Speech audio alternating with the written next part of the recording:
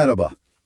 Bazen bir insanın kişisel anıları, koca bir ülkenin yakın tarihine hiç beklemediğimiz bir kapı aralayabiliyor, değil mi? Kesinlikle.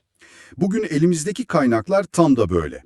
Necat Bayraktar'ın Zamanda Yolculuk adlı otobiyografisinden bazı bölümler. Evet.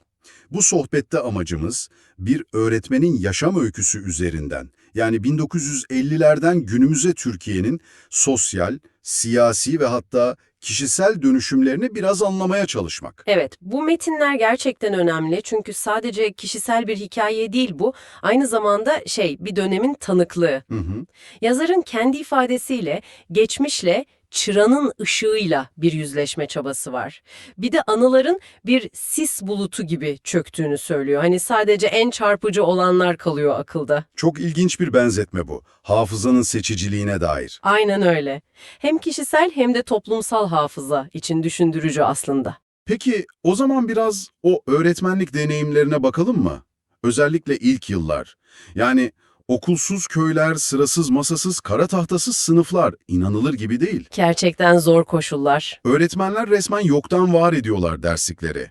Hatta yazar şey diyor, sınırlı maaşımdan öğrencilerime defter kalem almak durumunda kaldığım yıllardı. Evet, bu fedakarlık çok belirgin metinlerde. Bir de tek öğretmen olarak 5 sınıfı bir arada okutmak. Düşünebiliyor musunuz bugünün koşullarında? Çok zor, çok. Ama bu sadece fiziksel bir zorluk değil tabii. Yani metinler bize öğretmenlere yüklenen o büyük toplumsal misyonu da hatırlatıyor. Evet. Neydi o misyon? Yazarın amacı çok net ifade edilmiş. Hem görev aldığım köyün hem de kendi çocuklarımın okumasını sağlamak diyor ve ait olduğum toplumun daha iyi sosyal ve kültürel düzeye kavuşması için çaba göstermek. Ve bunun için bedel ödemeyi göze almaktan bahsediyor. Aynen öyle. Bedel ödemeyi de göze almak diyor. Bu da soyut bir şey değil. Kaynaklarda görüyoruz hak aradıkları için köyden köye, şehirden şehre sürülen öğretmenler var. Yani bir yanda büyük bir beklenti, diğer yanda ise baskı ve sürgün riski. İşte o çelişki çok açık. Tam bu mücadeleler sürerken ülke tarihinin en önemli kırılmalarından biri yaşanıyor. 12 Eylül darbesi. Evet, 1980. Kaynaklar darbe öncesi toplumun daha çok köylerde yaşadığını, %70 gibi bir orandan bahsediyor. Daha içe dönük bir yapı. Hı hı. Darbe ise bu yapıyı, özellikle köy yaşamını alt üst ediyor. Büyük yıkımlardan bahsediyor yazar. 12 Eylül göçü diye bir kavram kullanıyor hatta. Evet, o göçle köylerin boşalması. Çok dokunaklı tasvirler var. Pencereleri kapalı, kilitli kapı önleri meraya dönüşmüş diyor. Hayalet köyler resmen. Ve bu sadece fiziksel bir göç değil, aynı zamanda müthiş bir baskı ortamı yaratıyor darbe. Yazarın kendi köyünden verdiği örnek çok çarpıcı.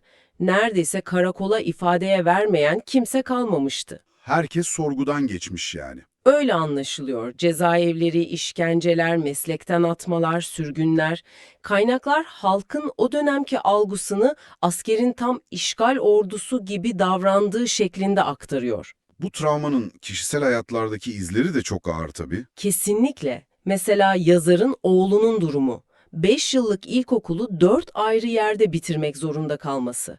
Düşününce sadece bir eğitim hayatı değil, bir çocuğun hayatı parçalanır aslında. Böylesi bir ortamda örgütlü mücadele nasıl etkileniyor peki? Sendikalar mesela. Darbe öncesinde TÖS var, Türkiye Öğretmenler Sendikası. Eğitimde demokratikleşme, özlük hakları için mücadele ediyorlar. Yazarın da içinde olduğu bir yapı. Evet, hatta 1969 boykotuyla ilgili ilginç bir anısı var. Müfettiş gelip ders işlemişsin, çocuklar da konuyu iyi kavramış demesine rağmen ilkesel olarak boykota katıldığını söylüyor. O dönemin adanmışlığını gösteriyor bu. Aynen. Ama sonra TÖS kapatılıyor, uzun davalar başlıyor. Mücadele bitiyor mu peki? Hayır, tabii ki bitmiyor. 12 Eylül sonrasında Eğitsen gibi yapılar devralıyor bayrağı.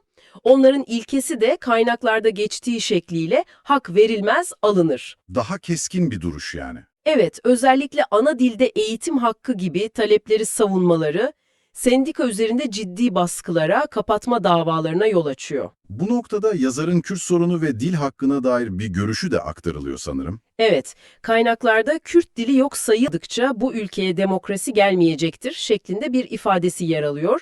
Kişisel dünyasına dönersek bir içe dönüş de var sanki değil mi? Olmaz mı? Şiire yönelmesi mesela. 12 Eylül sonrası beynimi ve yüreğimi biraz olsun dinlendirmek amacıyla başladığını söylüyor. Sonra bu yöresel aşık geleneğine doğru evriliyor anladığım kadarıyla. Evet, bir tür kişisel direniş, bir nefes alma biçimi gibi.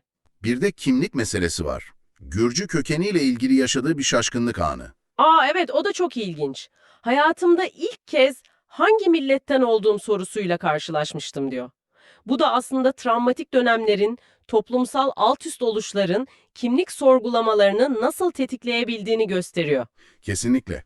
Bireyin kendine, köklerine dönüp bir anlam araması çok doğal bu süreçlerde. Bir tür sağaltım çabası belki de. Evet, toparlarsak Necat Bayraktar'ın bu anıları aslında tek bir insanın hayatı üzerinden Türkiye'nin yakın geçmişine, eğitimdeki mücadelelere, siyasi baskılara, toplumsal değişimlere ve tüm bunların ortasındaki o kişisel varoluş mücadelesine gerçekten çarpıcı bir ışık tutuyor. Bitirirken o zaman dinleyicilerimize de bir soru bırakalım, ne dersiniz? Olur tabii.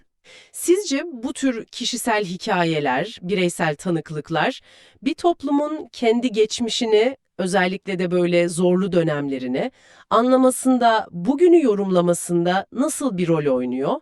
Veya Bayraktar'ın tanıklık ettiği bu mücadelelerin, arayışların bugünkü yansımaları neler olabilir sizce?